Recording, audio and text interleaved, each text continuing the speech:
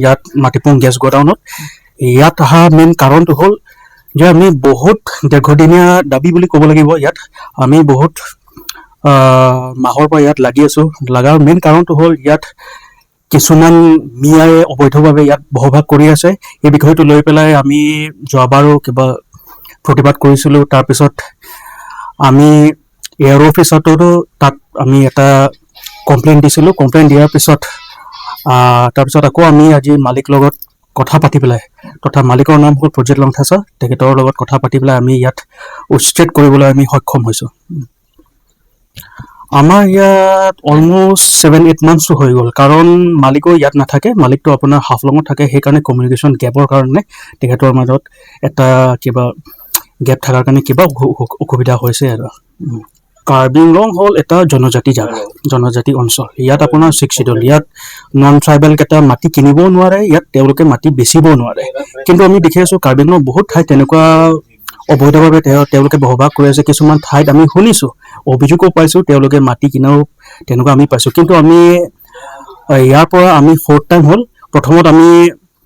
আমি নিজাববীয়াকৈ তাত মাটিপুঙতে ইভিকশ্যন কৰিছোঁ তাৰপিছত আমি বেলাউটো কৰিছোঁ তাৰপিছত আমি ইয়াত 3rd টাইম তাৰপিছত আমি ফুটমাৰ্ট তাতো কিবা লাইচেঞ্চ কৰ্তন কৰিছোঁ সেইকাৰণে ইয়াত মাটি হ'ল এই মাটিটো যোনটো ইয়াত সমস্যা এইটো মানে আপোনাৰ অলমষ্ট 22 years তেনেকুৱা হ'ল মালিকে কি কাৰণত তেওঁলোকে বেছি দিছে কি কাৰণত দিছে তেওঁলোকে ক'ব পাৰিব কিন্তু আমি যেতিয়া শুনিছোঁ যে তেওঁলোকে মানে ইলিগেলি ইয়াত দখল কৰি আছে শুনাৰ পিছত আমি ইয়াত আহিছোঁ আহি পেলাই মালিকৰ লগত কথা পাতাৰ পিছত তেওঁলোকে আজি উচ্ছেদ কৰিবলৈ আমি সক্ষম হৈছোঁ আৰু আমি ইয়াত অহাৰ পৰা এটা গম পাইছোঁ যে ইয়াত তেওঁলোকে যোনটো মিয়া তেওঁলোকে ইয়াত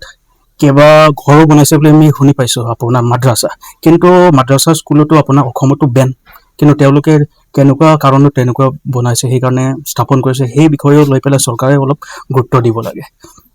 কিছুমান নন